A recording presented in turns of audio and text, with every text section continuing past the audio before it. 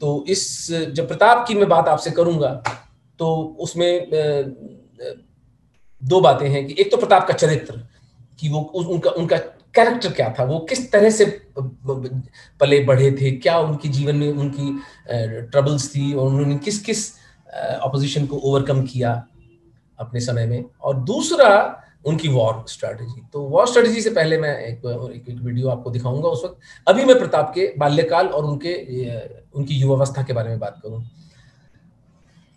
प्रताप 1540 में उनका जन्म होता है।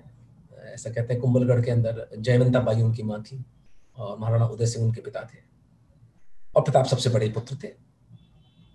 लेकिन उदय सिंह जी का दिल हाड़ी रानी के ऊपर होता है, जिसका बेटा होता है जगमाल, और प्रताप को वो थोड़ा अपमानजनक स्थिति में रखते हैं। चित्तौड़ का किला ऊंचाई पर है, वो तलहटी में एक गांव, आज भी वो घर विद्यमान है, मैं अपनी आंखों से देख कर आया, जहां जयवंता बाई और प्रताप को रखा जाता था।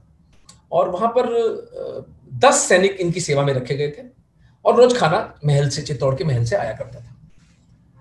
अब यह अपमानजनक बात है, लेकिन प्रताप एक बहुत उदार मना व्यक्ति थे। उन्होंने अपनी स्ट्राइड में इस चीज को लिया, और उन 10 सैनिकों के साथ वो रोज स्वयं खाना बनाकर खाया करते थे। और इस परिपाटी को मेवाड़ के अंदर बहुत सम्मानित किया गया, क्योंकि एक कमरादरी की फीलिंग, एक बॉनहोमी जिसे कहते हैं, वो हुई मेवाड़ के सैनिकों की। और उन्हें आश्चर्य हुआ कि कुंवर आप हमारे साथ भोजन कर रहे हैं। प्रताप ने कहा कोई कुंवर नहीं, हम सब मेवाड़ के पुत्र हैं, मेरे साथ बैठ के भोजन करो। दूसरा जो कि युग प्रवर्तक घटना थी मेवाड़ के प्रताप के बचपन की, वो था उनका जो मूल निवासी वहां के चित्तौड़ के जो जंगलों में रहते थे, मूल निवासी तो नहीं कहना चाहिए, वो तो उसका तो अपभ्रंश हो गया है शब्द का। तो जो भील थे, भील समुदाय था जिसको हम शेड्यूल्ड ट्राइब्स कहते हैं, उनके साथ प्रताप खेले, बड़े हुए, और उनको प्रेम से राणा कीका कहा जाता था। यानी जब तक प्रताप जीवित रहे तब तक भील उन्हें राणा कीका ही कहा करते थे, राणा प्रताप नहीं कहते थे। कीका का मतलब होता है बेटा। आप आप कल्पना करें कितनी कितनी कितनी सुंदर और कितनी विलक्षण बात है ये, कि एक पूरा समाज अपने राजा को अपना बेटा मानता है।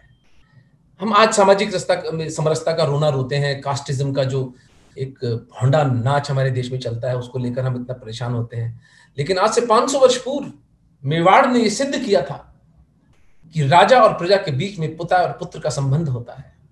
प्रजा भी कभी कभी पिता हो सकती है, और राजा भी उसका बेटा हो सकता है। और राजा तो खैर पिता होता ही है, प्रजा तो उसकी संतान की जैसी होती ही है। इतना मीठा ये प्रसंग है प्रताप के जीवन का। उसके बाद राणा पुंजा जो थे, जो कि हल्दी घाटी के युद्ध में प्रताप के साथ थे, तो इन अपमानों को सहते हुए प्रताप बड़े हुए, और वो गजब के योद्धा थे, और उन्हें क्रोध बहुत कम आता था। वे हर चीज को उसके 360 डिग्री उसका एनालिसिस करते थे, बहुत ठंडे मन से। वे हमेशा अपने से जूनियर और अपने से छोटों की जो परामर्श होता था उसको अधिक मानते थे, अपने से बड़ों को वो थोड़ा फिर भी साइड में कर देते थे। और वीरता में उस व्यक्ति का कोई दूर दूर तक हमें सानी नहीं मिलता है। उनके शरीर के बारे में कहा जाता है बहुत 7 फुट 5 इंच के थे। मुझे कम से कम जितनी किताब पुस्तकें मैंने 15 से 16 किताबें मैंने पढ़ डाली हैं, लेकिन उसमें कहीं भी प्रताप के शरीर का इतना हाइट और वेट हो ये मुझे कहीं मिला नहीं। मैं चित्तौड़ उदयपुर में जब सिटी पैलेस में उनका जो जिरहबख्तर जो वो पहना करते थे, और उनका भाला, उनकी बंदूक, वो सब रखी हुई है, तो ये तो समझ में आता है कि 6 फुट से अधिक उनका कद रहा होगा, उनकी लंबाई रही होगी। लेकिन इससे अधिक कोई बात अधिक समझ में आती नहीं है। बलशाली व्यक्ति थे, क्योंकि वो जो जिरहबख्तर है उसका वजन ही 60-70 किलो है। उसको पहन के युद्ध लड़ना, 20 किलो का भाला है, लगभग 40 किलो की उनकी तलवार है। तो इसमें तो कोई संदेह नहीं है कि वो आदमी बहुत विलक्षण रहा होगा। 1572 में जब वो राजा बनते हैं तब चित्तौड़ मेवाड़ के हाथ से जा चुका था, और मुगलों ने सब लोगों ने अपना जो छोटे छोटे थाने होते थे मेवाड़ के अंदर, उनको भी बहुत से थानों को निवृत्त कर दिया था।